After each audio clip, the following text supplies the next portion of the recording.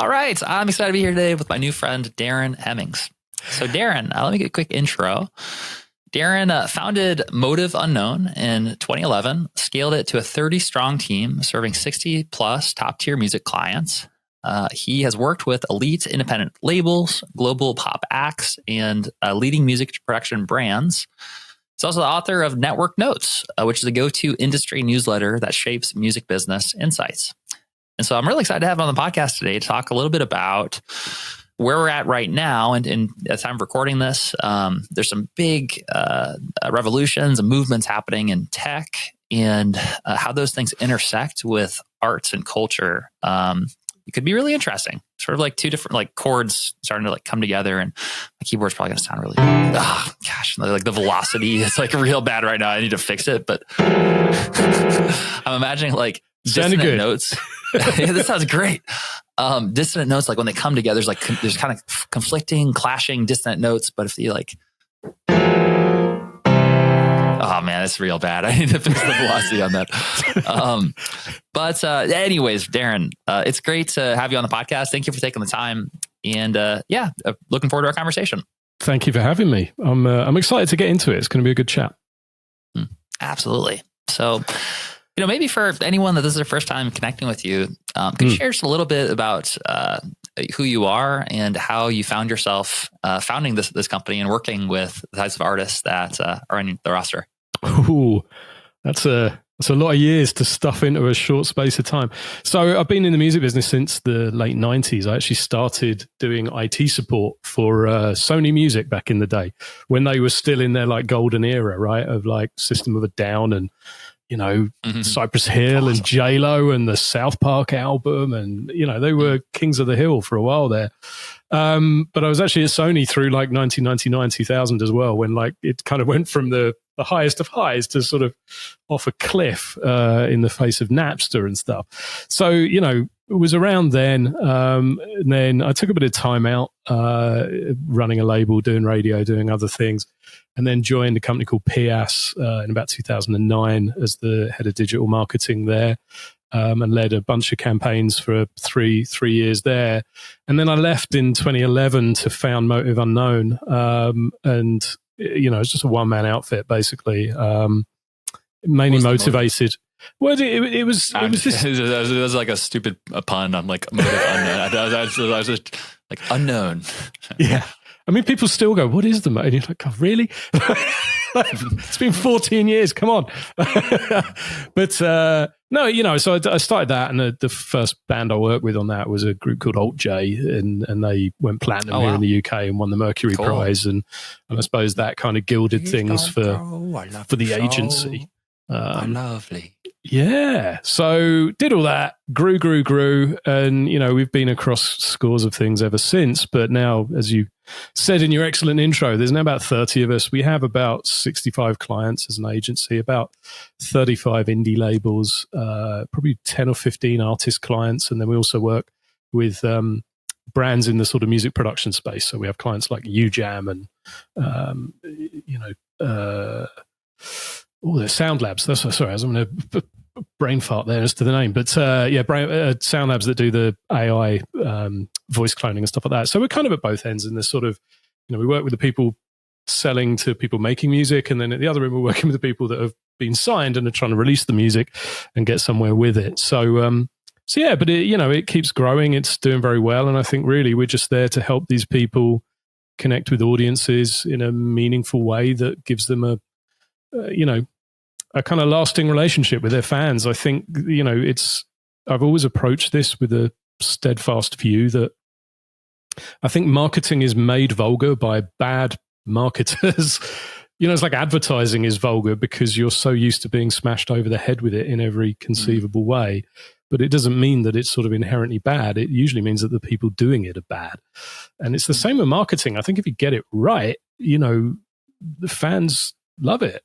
If it's being done well, the fans are grateful for it because they're being made aware of things that they love, and also they're not being made aware of things that they don't love. There's an art to this. So I'm kind of proud that what we've built is something that really helps those labels and artists kind of connect with those fans and build, longer term relationships that work in every direction. Because let's be honest, I think when you're an artist, you're trying to sell. That's the awkward truth. You're trying to sell people on your music. You're trying to get their attention. And it can be quite difficult because you sort of have to force yourself on people a little bit. They're not just going to find you of their own volition. So you've got to put yourself in front of them.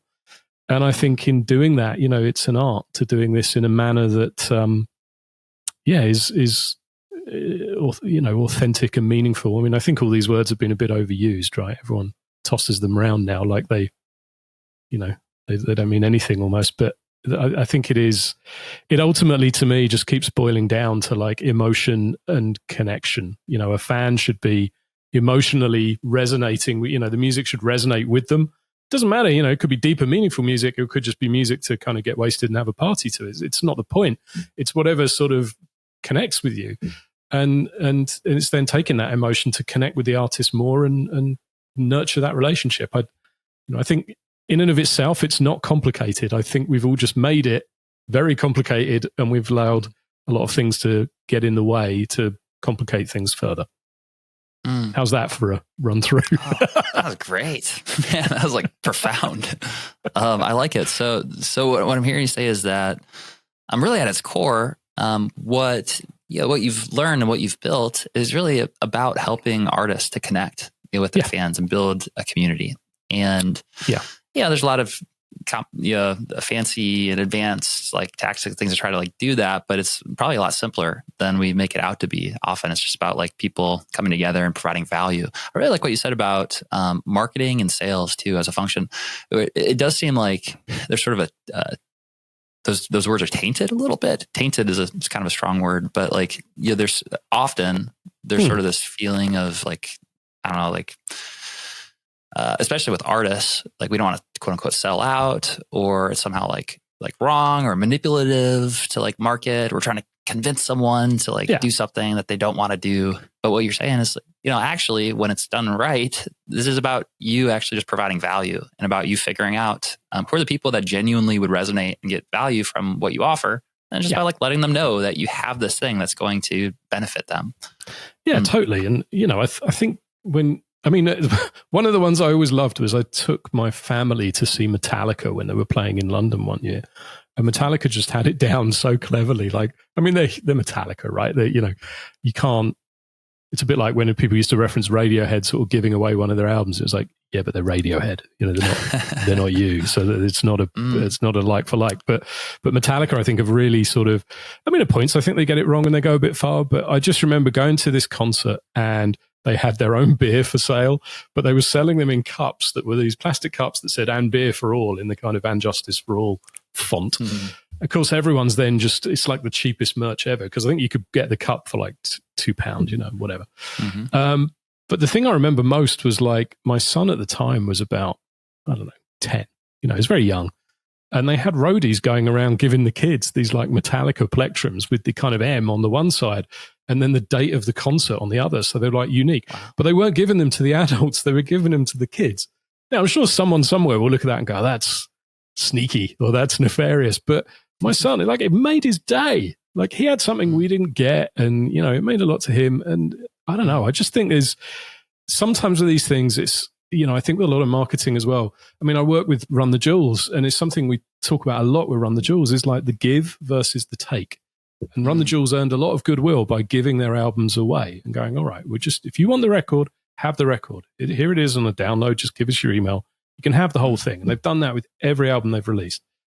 And it earns so much goodwill that people view them very much as like, they're happy to spend money on tickets and vinyl and stuff like that, because it started with a give, and then they earn the right to, take, in the sense of saying, all right, well, we've got the record for sale on vinyl, and when we did that on the last record, we raised over $1 million in less than 24 hours, all of which went to BLM charities, because it came out in the wake of the George Floyd murder and all that kind of thing. So, but it was a sign of just the people power involved and the goodwill and the love that people have when you give a bit first. And I think that counts for a lot. Wow, that's super powerful. Yeah, so focusing on providing value first and giving is both like, even if you are like wanting to be selfish and get more, like it is kind of like ironic that like the best way to do that is actually by giving more and providing more value, building reciprocity. Yeah. And ultimately that doesn't make you have less, but when you give, you actually have more. Isn't that like an interesting paradox? Well, it is, but I think in this world, the more I run a company, the more I realize that much of success lies in normally slightly bucking against what feels like the logical path. It's the easy path, right? It's like with this, you can just stand there banging on, going, my record is out now, everyone should listen, and everyone, but the reality is everyone else is going, all right, man, but you're one of like 3,000 artists who bothered me in this way in the last 2 weeks.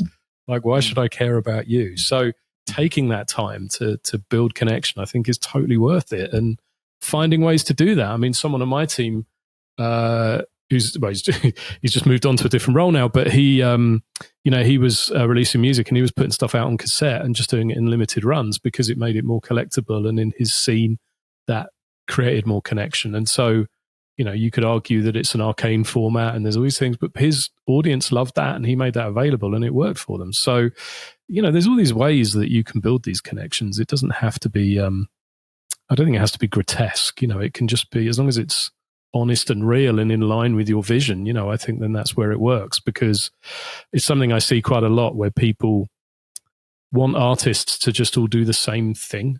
It's like, oh, you should be posting on TikTok, you should be on Instagram, you should be blah, blah, blah. But, every artist is different. And, I was talking to a label the other day and they were saying that almost every artist on our label now just refuses to use social media because they're done. They're just over it. And they're like, they won't do it. So we've now got to find different ways of, it doesn't mean that they're not on social media, because obviously, there's many an artist I could probably think of that don't, post regularly on social media. But if you search social media, there's lots of other people posting about them. So they're all over social media, but just not of their own creation, of their own injection of their stuff into it. So, there's ways and means of still going about doing these kinds of things, but it's listening first to sort of go, well, where do you want to be and what's authentic to you? And then amplify that. Don't feel like you got to just chase the ambulance because everybody else is doing that. That's not the way to do it. It's so good. Yeah, the thought that came up as it related to that, like giving versus taking, because I mean, just from like a physics standpoint, like if you have like two people and like one person has something and it gives it to someone else, then like normally you think like you're losing something, you're giving away something, and like, so it's actually not like a good thing. But as you're saying, like it's the opposite. Like with business is like actually like it's when you get like, it's maybe more like a tree that's like blossoming and creating fruits. It's almost like you're giving. It's like you're producing fruits and you're like, and the fruits are dropping. But actually when you do that, you're not losing something because those can multiply and they can blossom and then they can like propagate. Yeah. I mean, it's perceived value, I think, because like, I've been in this long enough. I remember when Topspin was the hot thing and everyone was giving away a track for email. But of course, when everybody's doing it, it's not special anymore. It's that, who's the baddie? And is this Syndrome or whatever his name is in The Incredibles, who sort of has that line that, once everybody's super, nobody is. And it's that, right? So if you're all just following the same thing and doing the same thing that everybody else does, then that's not going to fly. So, finding that value. I mean, I think that's where Run the Jewels nailed it with the album. Everyone else was giving away tracks. And when they first started, they're like, no, we're just going to give the whole record. Which at the time, I mean, for years after that, if anyone mentioned that in a label meeting, going, well, maybe we just give the record away, you could feel the sort of air chill. As everyone was, they just look at you like you've taken leave of your senses. But then I was sat there going, okay, but we've got 500,000 people on a mailing list over here from giving things away. So tell me again that it doesn't work, because it does. It's just got to be done right. So. It's so powerful.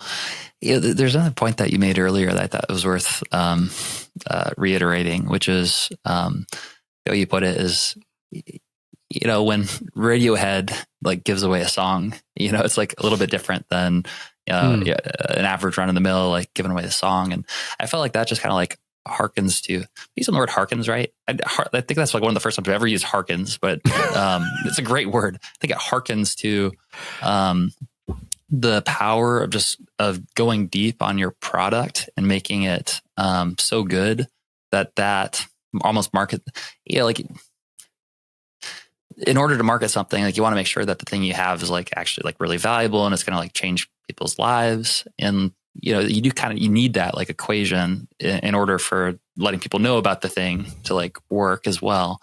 So I really like what you're talking about as it relates to artists being authentic and, you know, focusing on their craft and actually like creating something amazing as well, which is like not necessarily a separate thing from marketing. Like when it's done well, it's like actually like maybe the most important form of marketing.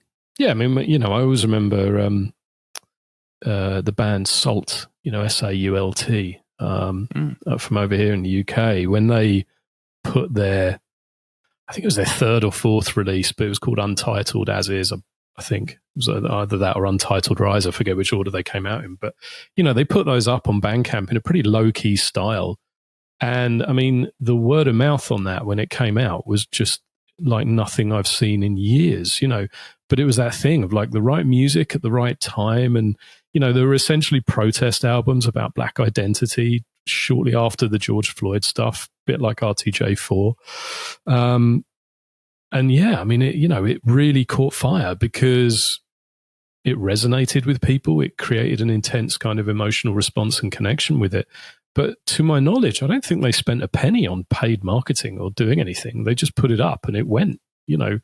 And I think it's, you know, it's sometimes it's a bit of an awkward truth, right? It's like, you know, you get records that just land in such a manner that, you know, you're away and they have a momentum of their own. And it's almost like for people like me, you're kind of running behind this snowballing thing, just trying to keep up. And it's pretty crazy to try and do that. But yeah, I mean, it speaks to the fact that the art first and foremost is what is the marketing. You know, it creates something so massive that people want to invest in that. And I think it's something I don't think people focus on this small fact enough, but I do put a lot of stock in the idea that, I know it's a bit of a cliche, but, you know, those early fans are a bit like early stage investors. You know, I think there is still that kudos of being able to say that I turned you on to this band and I was into them before you or anyone else, because it gilds my cool, if you like, to be like, yeah, I heard this group before you did. But, you know, I saw that really firsthand with Alt J. You know, I remember them playing the Africa Centre here in London in Covent Garden to like maybe 200 people, you know, and within a year they were playing the O2 to, I don't know, 15,000 people. And a big part of that was just word of mouth. You know, the 200 people that were at the Africa Centre, you feel like every one of them told 10 people and it spreads like a virus, you know, and it just goes. And I think people, these days when people are marketing, it's almost like they forget these simple social dynamics. And it's like, if you can just convince other people to be your evangelists, then it makes your life a lot easier. So even encourage them to be your evangelists, give them reasons to spread word, you know, help them, reward them, do whatever, but never ever underestimate that value of, I'm going to go off and tell 10 of my friends. Because if everyone does that, you've just 10x'd your audience and you're away. You know, so yeah, that's how you approach it. And even then, like, there's like, well, almost like an exponential effect, you know, depending on how many of their friends that they shared also share it with like 10 other friends. Yeah. 100%. You know, I mean, at that time for the band to sell 300,000 albums in the UK, there was only 9 acts that year that did that. So pretty rare, you know, and it just came out of nowhere. So yeah, I think people have become a little too distracted by the platforms and the things that sort of are there to help, but they're sort of viewing them as the be all and end all. And I think they forget that, you know, whenever I'm doing presentations or stuff like that, you know, I did one a little while ago at Music Allies Connect conference, and you can find it on YouTube. But, you know, in that I was kind of saying, you know, I don't think marketing as a concept has changed in like 100 years. And I think most marketing books are kind of rewrites, really, of how to make friends and influence people. They're all updating them and shooting them through the new filter of, you know, now social media, but prior to that, it would have been websites and the internet more generally. Prior to that, possibly, you know, how to get press and attention, whatever. But the underlying mechanics of marketing, I think, have remained the same, you know, and I feel like at the moment people are losing their way. You know, they're getting too dragged into the platforms and the minutiae, and I think they're just losing sight of what marketing really is. And like I said, when you boil it down to it, it's about emotion and connection when it's art. Whether it's visual art or films or music, it's the same. It's how people connect with that. So it's nurturing that, and don't get too obsessed on the, does that mean you have to be on Instagram? Not really. You can be, but there's a lot of other ways to do that as well. So I think it's getting back to basics in a strange way, understanding this stuff and then responding accordingly. That's powerful. Yeah. And I love this conversation because I agree. It seems like it's easy to have sort of like shiny object syndrome and wanting to know like what's like the next hack or the next tactic. But those things change so quickly. And if you focus on the fundamentals and the principles that don't really change, then regardless of what the tactic is, like, you're doing the right things. You can catch the next wave. I mean, I always say it as kind of like, don't be ambulance chasing, by which I mean, don't be just running after whatever the latest trend is, because it's not, you can do that your whole life and you won't get anywhere. You have to start with a core faith and a belief in what your art is and its ability to impact people in a way that they respond. And if you start with that, then I think you've got to then look at where your audiences are to connect with them. But I don't, I think too often people just assume it's like, I must build an audience on social media. And I mean, it's something I've been talking about a lot of late, is just name any music scene of the last 50 years. Pick one. Go on. Alternative rock. Okay. So, I mean, if we'll reduce that to grunge. That's pretty general. But. Yeah, let's call it grunge for now. But, grunge grew out of an area, right? It was broadly grown out of Seattle. There was a lot of bands that weren't. Afghan Wigs were from Cincinnati and Smashing Pumpkins was from Chicago, but Seattle was ground zero for that. Dubstep, ground zero was London and South London. 80s hair metal, LA. But everywhere started with scenes, and those scenes had a physical presence. And I think it's something that people have missed a lot lately, is like, I think we need to get back to scenes. And I think I've done a couple of workshops recently with kind of artists who've been mentored, and things like that. And the interesting thing is that they, there's this sort of view that they should be on social media and they've got to be working their social media game. And they're now all getting a bit worried because social media is becoming quite algorithmic, quite sort of transient. It's not as simple as building a following and just posting to them. It's all gotten a bit mixed and muddy. But I sort of found it was interesting because it's almost like artists assume that they're always working alone.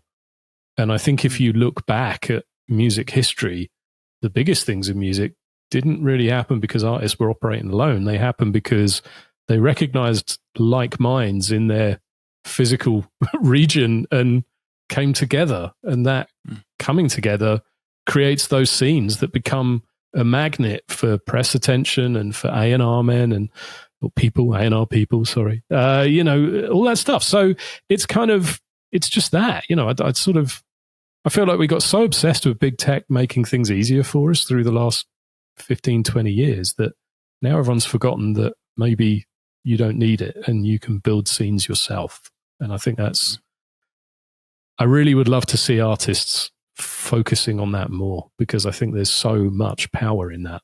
And, I can just, every music thing that has impacted me in my entire life, I can tell you what city it started in. It wasn't some nebulous discovery on the internet. They all brewed out of specific areas. And I think we could probably do with going back to that now. I think it's overdue. So interesting. Yeah. So it sounds like what you're saying is that very rarely, if ever, like, does a artist have like a breakout success without it being a part of a movement or part of a scene. Often, it's you're coming together with, complementary artists and fans and this live scene that these big movements really happen. Yeah. It reminds me of this like wave analogy where it's almost like if you imagine like in the ocean, there's these waves that happen, these big waves, and if you're this little like ripple and you're trying to go against like a bigger wave, then, you're not really going to be able to catch a lot of momentum. Yeah. But sometimes there are these bigger waves that can come along and you can swim along, you can support like, and everyone together kind of like, there's this big wave that happens. And those are like these different. It's funny you say that, because that was always my analogy with marketing, was like with any band, it wasn't, mine was the other way around. It wasn't waves coming in. It was me throwing stones out. But essentially it was like, you can throw a lot of small pebbles into a pond, right? And everyone will just land and make a mini ripple. Or you can get like a really, really big boulder and you throw that in and it makes a massive splash. And it was sort of, my point was like, if you're doing marketing, it's like, try and think enough to line things up so that instead of just random isolated acts of marketing, you've got a sort of plan and a cumulative thing going on here so that people are like, oh, okay, I've seen them here. Now I've heard them on the radio. I mean, in the old days, he says, referring to like 2012, we had a monolithic culture. So it's kind of a lot easier. If you wanted to break a band, you needed press, you needed radio, you needed TV, you needed outdoor, you needed some online. And if you could nail all of those, you were basically, as long as the record was good, you were going to be good. You'd reach those audiences. And it's this thing called the marketing rule of 7, where the idea is like very few people just see or hear you and go, oh, I'm in. It's a thing that they have to kind of sit there repeatedly and get exposed to it, whether it's a song or whether it's like they hear the song and think, oh, that's good. But then they're distracted because life's busy. But then if they hear it again, they'll be like, oh, there's that song again. And then if they read an interview with that band, they'll be like, oh, okay, yeah, these are the guys I was looking at, blah, blah. It's that, So yeah, it's a similar analogy of a sort, all involving water and all that. But yeah. I like it. Man, you're just, now we're getting like my analogy brain going. What you just shared like makes me think of like a fire pit. And it sounds like what you're saying is that rather than like scattering all these kind of unrelated pieces of content together in like these different fire pits, which may not get a whole lot of traction in themselves, you kind of pull them, if you stack them together in the right way. Yeah. And if you have like breadcrumbs that kind of lead you back to that fire, then that's a way that someone might not light on the first try. They have their piece. Person is a piece of wood in this analogy, but like they might not light on the first take. But if they go to a show and there's this big fire of everyone else, it's like they leave and like they've been lit as well. Yeah, that's really it. And I think people need to think more in those terms of just something that we have this a lot with our clients, where we're kind of going. We've seen it in the past where people will be like, okay, what's the plan for the first single? And we're like, well, that's not the question. The question is like, where do you want to be in 3 years? And then what's the plan within that? So obviously we're going to market the single, but then what? All right. And like I said, it's that thing of like, you don't just do isolated things. You're saying, right, this is going somewhere. We're building this and we're trying to elevate here. And I think people tend not to think in those terms. I think people can approach it in quite an arbitrary manner. And I think actually they need to think a bit longer term and a bit more like, what's the consequence of what I'm doing? Because I think people often just think, oh, I'll do an announcement to my followers and everyone will flock and consume in their masses. And it's like, all right, that works when you're 5 albums in or you're Taylor Swift, but everyone else has to do some heavy lifting and keep, selling people on their new single or whatever. And so I think asking yourself all the time, what am I expecting the outcome of this to be? I'm going to do this. And then what are the fans and the people I'm addressing going to do? And then what do I do to respond to that? Keep nurturing this. And, to build on your analogy, Michael, you don't just light a fire. You have to stack the wood the right way. And then you've got to sit there fanning it a bit. You don't just flick a match in and stroll off unless you've doused it in petrol. So, it takes some work to build. So it's just that, you've got to understand that it does need that view of where am I going to be in weeks, months, years time, and consider it in those terms. Because I know this sounds super obvious. I'm sure people are listening going, duh, but you'd be amazed. I think in my experience, people really don't think in those terms. And I think with this, you need to, because if you want to be around in 3 years, you got to have a plan to be building constantly and speaking to that. Makes a lot of sense. Yeah.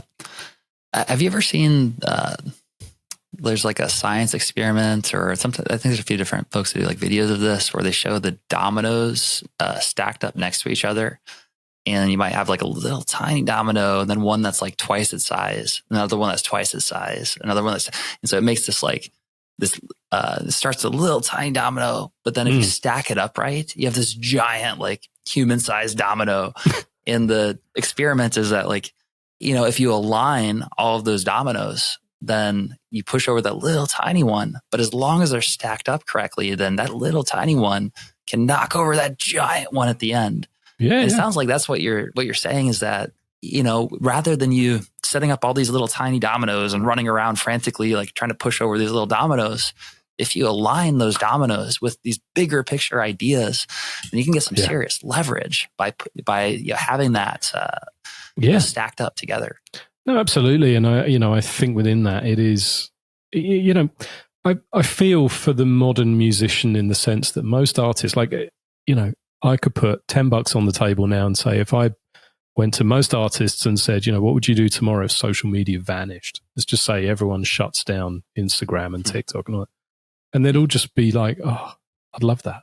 Because then I can just go back to like doing what I actually do and what I do this for, which is to write and perform music and connect with audiences. But, now I think people feel like they have to be the marketing department themselves and they've got to come up with all these ways to be trying to connect and all this stuff. And, I think a bit more planning and thought around that to be saying, right, what am I doing? Where am I connecting? How am I doing this to bring that authenticity? I think is really key, to allowing people to, I think it's important for artists to be able to be themselves and find time and room for their art to grow and evolve. Because I think otherwise you spend so much time running the social media and all the other BS that kind of orbits around you, that the thing that's holding it all up, which is the music, kind of falls by the wayside. So yeah, it's, it requires a degree of consideration, all of this, but I don't think it needs to be, overbearing or onerous. I think it's a quality, not a quantity thing. And if you want to stand out amid, whatever it is, 100,000 tracks landing on DSPs every day, you've got to find ways to swim against the tide. Well, I always quite liked, there's a marketing sort of guru, this guy called Dave Trott, who I think he used to run Ogilvy in New York or something like that. He held one of those kind of really high-powered positions. And he writes a lot of books about sort of creativity and marketing and things like that.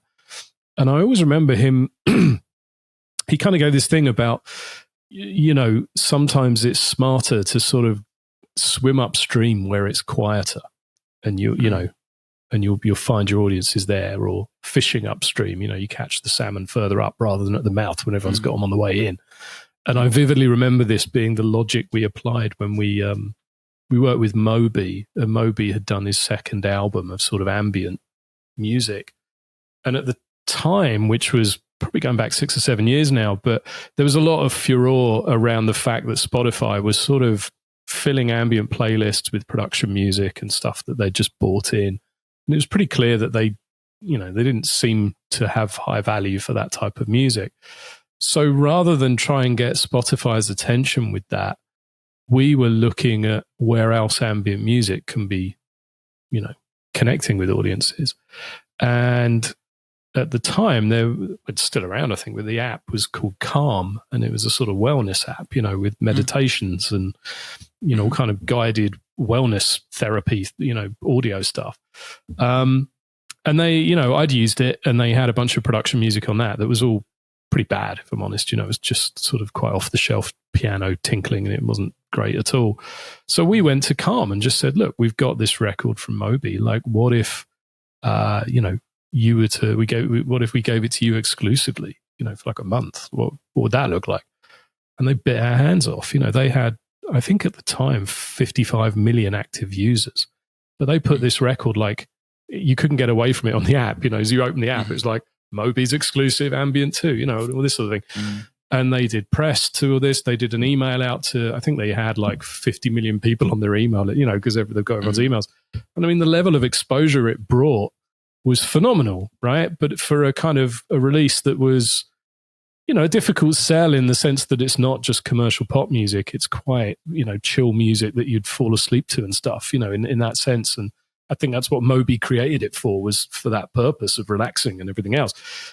But in that context of where it found that audience, it massively resonated. But I always kind of cite it as an example of like, you know, we could have just been trying to grind away on getting Spotify and Apple Music to feature this, probably with very little success.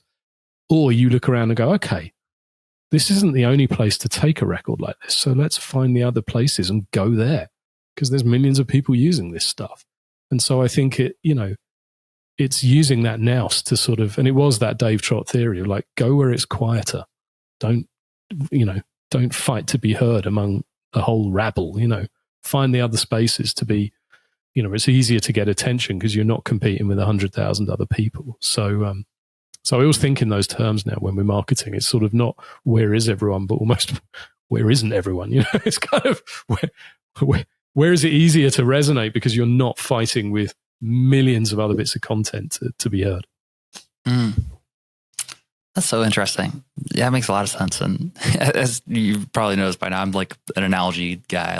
I think all of us are, like, it just makes it easy to understand things. But that idea of like the pool and like everyone's fishing in the exact same pool. And if you can like go upstream and find a place that it has more space, then, you know, that's a big opportunity.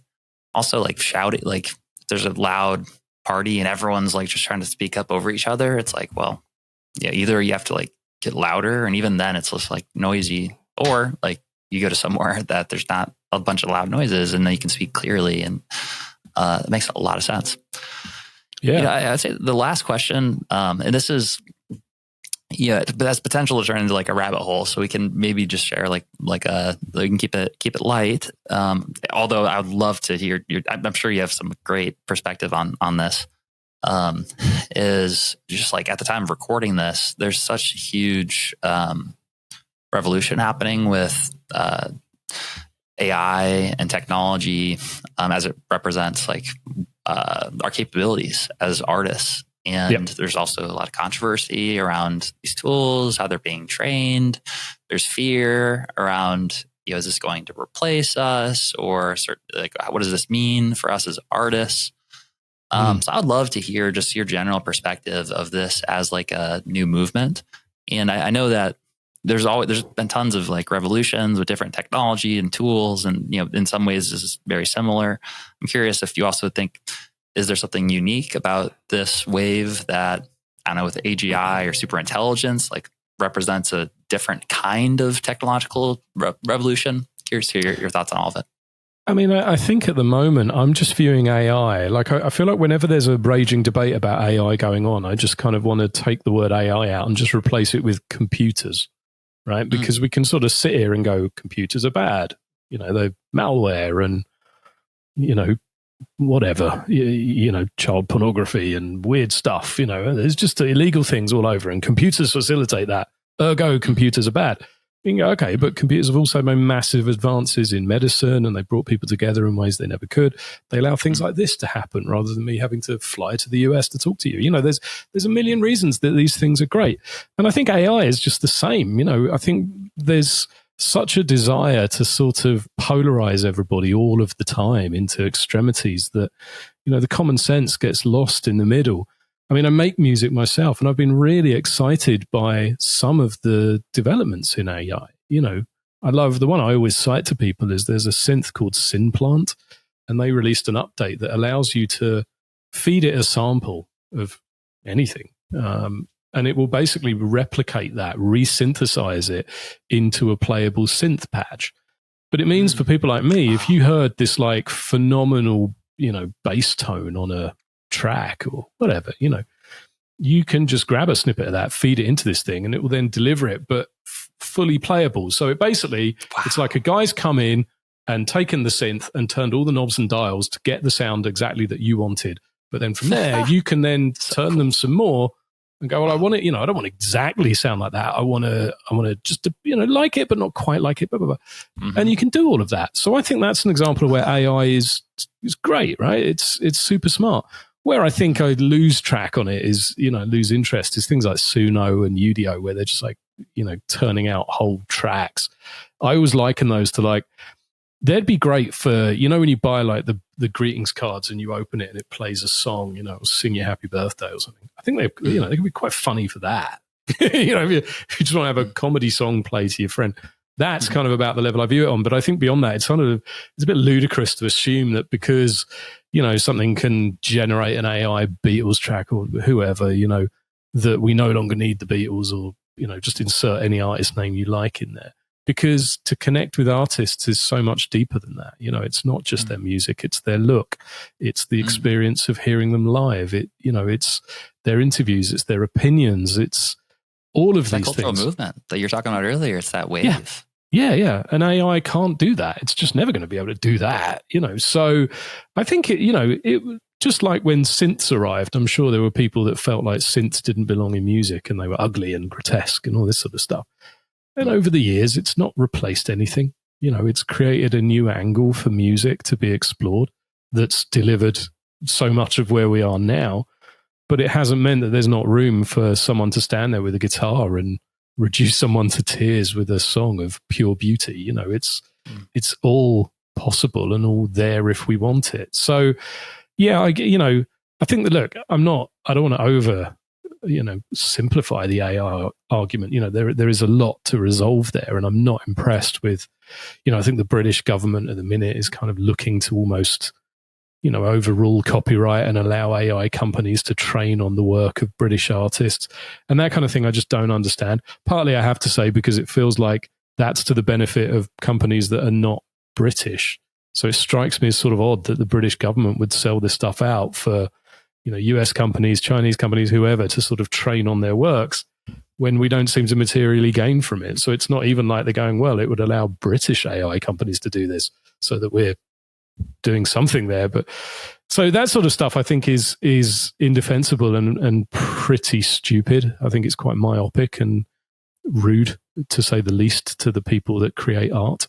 But at the same time, I think this sort of, I had somebody block me the other day on Blue Sky because I posted an AI-generated image of a UK actor called Brian Blessed, who's this dude with a huge beard and is best known for being in the Flash Gordon film, and he's got this big booming voice. And I got AI to sort of create him, but as like an 80s rapper. So he was there with like a Kangol hat and a big gold mic. And so someone blocked me because they just said, well, anyone posting AI-generated images is an instant block. And I'm like, wow, really? I mean, it's like, okay, man, I'm not going to fight with you about this, but it seems pretty knee-jerk and sort of, I'm not an AI slop account posting crap day in, day out. It was one time, and it just seems really, to me, it's very is often boycotted because we're using this thing called the internet, and and people don't like it. So it's crazy. So I think generally it's an area that we're right to have concerns about it, as we are any new technology and what its capabilities may be. But I think sort of like everywhere in the every corner of society at the moment seems to have been badly polarized into just like, I'm right, you're wrong. And it's all very extreme. And I don't like that. I think we've got to have room for a sensible dialogue about this stuff and to just, approach this with some intelligence and thought and say, what works for, where is this good and where is it not good? I mean, AI, it looks like in health, it's making phenomenal leaps forward in things like breast cancer detection rates. There's all this stuff where it is genuinely doing amazing work. So to just write it off as like it's evil and bad and wrong is like, okay, but we can and should be more smart and more nuanced in our approach to this stuff. We're humans. We're better than that. Let's see it in those terms, right? Yeah, that's so good. I feel like you should like write a book or something. You already have. There's like some great. It usually just gets dumped into network notes. To be honest, it's just like random thoughts of this and that. But if you stack those dominoes together. yeah. I mean, look, with all this stuff, I just think particularly in music at the moment, it feels like we don't make enough room for just, I guess, intelligent conversation about these things. It's too polarized and too silly. And I think that's quite sad. We need to try a bit harder on that. I totally agree. I mean, I think creating space and having the ability to listen and empathize and truly try to understand, especially like opposing points of views. Like often there's truth to like both sides, but you don't get to this like emergent property from the tension. Like if you're not willing to actually hear out the other side. No. So I couldn't agree more. And, yeah, man. So as we approach the end of our podcast, I want to say again, thank you for taking the space to be here and share some of your experience and wisdom over the music industry over decades. And for anyone that is listening or watching this right now who's interested in connecting more or understanding better, whether they're like a music company or they're an artist, it sounds like you have kind of a holistic suite that you can use to help people. So I'm curious if you could share a little bit more about, for someone that's listening to this right now, what's the best place for them to go to learn more, connect more, and be a part of what you're building? I mean, I think if you go to our website, motiveunknown.com, that does a pretty good job of explaining the different ways we help like artists and record labels and things like that. It sort of walks through our vision for how we help people. So I think that's a good way of understanding the kind of, I guess, how we're viewing the world and how we tend to approach things from there. And I think on a more day-to-day basis, if you go to networknotes.motiveunknown.com, you can sign up for my newsletter that's free. And that's just sort of, about once a week, I just send out really just some thoughts on, all manner of topics. The last one was about AI, but I've written about, the need for local scenes, but I'm also a big, defender of the independent music space. So I'm, critical of what's going on at the moment with Universal buying up so many indie companies and things like that. But so, it covers a broad range of topics, but I think particularly in the last sort of 6 months, I've really tried to make it quite an optimist's newsletter as well, because I think it's a little too easy for us to lapse into like everything is bad. AI is going to take all of our jobs and it's all doomed. And I choose not to sort of take that view. I want to look at how we can make things better and where are the glimmers of hope, and all that stuff. And they are out there. And I think it's not as bad as people are often spelling it out to be. So yeah, sign up for Network Notes is probably my other thing, because I just think it's, it's something that just gives food for thought as much as anything else. So yeah, but we're always happy to chat to people. So if anyone's looking at what we do and getting a sense of who we work with and all those kinds of things and would like to talk more, then by all means get in touch. And you can just email like hello@motiveunknown.com and that will come in to me and my two directors, Matt and Tom. So we're always happy to have conversations. Awesome. I'm definitely going to go subscribe to this Network Notes. Yep. So yeah, just go to networknotes.motiveunknown.com. It's on Substack too. So if you just search Network Notes on Substack, you'll find it. But cool. But yeah, and like always, for anyone that's listening to this, we'll put all the links in the show notes for easy access. That'd be great. Thank you. But Darren, man, great conversation. It's rare that that I get to like geek out this much on both like fundamental analogies and metaphors, which I think is really helpful to like understand. And also, I just appreciate the mindset that you approach this with in terms of like curiosity and having open conversations and trying to get to like ground truth without it being about like trying to create polarized views or extreme fear on either side. So yeah, really enjoyed the conversation, and thank you for being on the podcast today. My pleasure. Been great to chat. Thank you.